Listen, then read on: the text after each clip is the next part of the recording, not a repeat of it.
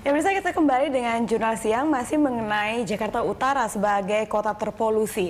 Ini tadi kita sudah bilang ya, kita ngobrol-ngobrol begitu, oh Jakarta Utara kalau hidup di sana tuh kayak berat banget gitu ya. Buka jendela baunya langsung kerasa. Tapi ya, ini menarik Mas Yoga. Bayangkan itu daerah Jakarta Utara memang sangat padat dan itu banyak rawa. Tapi pembangunan terus dilakukan begitu ya. Daerah serapannya semakin berkurang. Dan tadi kita sibuk membahas mengenai masalah.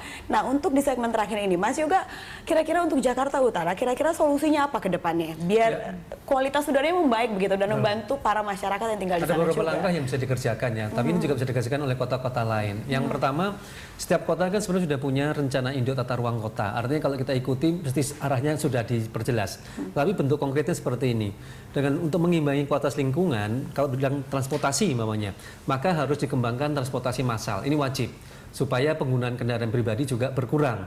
Selain tentunya ada pembatasan penggunaan kendaraan pribadi, kemudian kalau ada kawasan bebas kendaraan, penggunaan BBM yang lebih berkualitas tentunya. Nah, di samping itu juga quick win-nya kita bisa melakukan penanaman pohon besar-besar di sepanjang jalan. Untuk paling tidak apa? Mampu menyerap gas polutan yang di jalan-jalan itu konsultasi mengimbangi ya. Kan nggak untuk melakukan penanaman massal seperti itu, karena itu tergantung jenis tanahnya juga kan, apakah dia akan tumbuh dengan baik. Itu dengan teknologi sekarang semuanya bisa asal disediakan lahan untuk tumbuh ya, karena kalau pohon ini kan tidak mungkin dipot. Dia harus di lahan ya, karena dia membutuhkan perakaran. Nah, ini yang penting. Yang menarik ini semua yang dikatakan sama Mas Yoga tadi sudah benar, memang Jakarta Utara banyak dengan segala kekurangannya, tapi kita lihat masih banyak juga daerah-daerah mewah di sana ya, dengan gedung-gedung tinggi AC. Jadi sangat kontras gitu kita melihat kampung nelayan seperti Cilincing, tapi juga ada mal-mal besar di Gading seperti itu. Ya. Apakah ini juga menjadi salah satu perhatian dari KLHK? Ya kita tadi Pak Yoga kan bilang sebenarnya ada tata ruang ya, tata ruang. Mungkin memang ya Kelapa Gading ditempatkan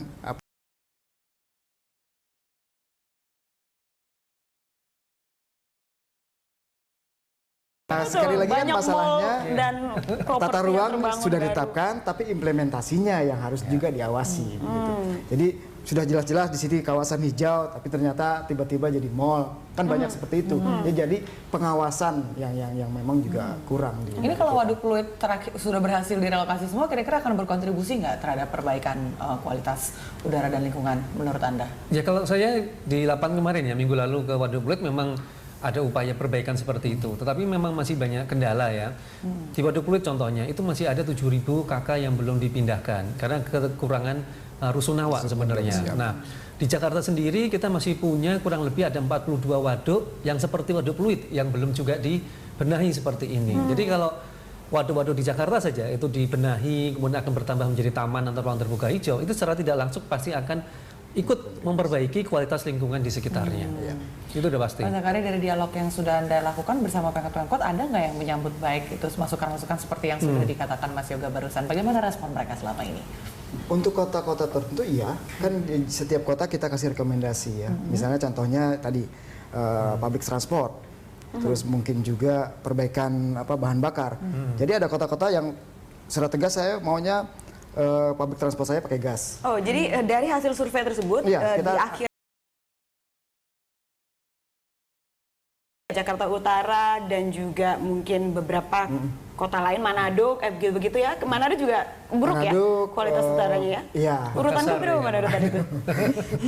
Itu rekomendasi apa yang spesifik yang membantu mereka? Seperti Jakarta Utara katakanlah. Rekomendasi apa yang keluar dari survei? Salah satunya public transport itu.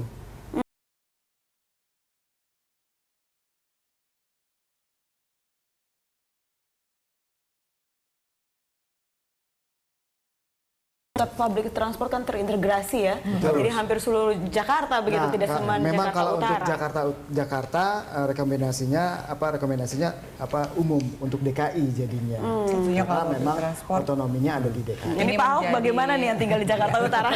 Harusnya sih Pak Ahok marah ya lihat hasil kayak gini. Harusnya minimal ditegur tuh Jakarta Utara, gimana tahun depan supaya jangan kayak gini lagi. Baik, terima kasih Pak Zakaria, terima kasih telah berbagi informasi.